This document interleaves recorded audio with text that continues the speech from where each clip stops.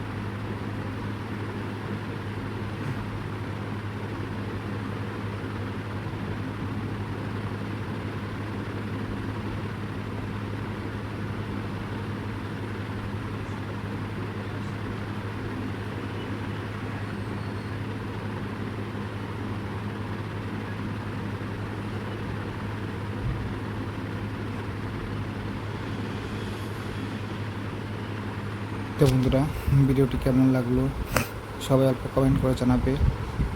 যদি ভালো লেগে থাকে তো প্লিজ সবাই ভিডিওটি লাইক করে দিবে, আর চ্যানেলটি সবাই সাবস্ক্রাইব করো। আজকের জন্য ভিডিওটা এখানে সমাপ্ত করছি। Bye, thank you.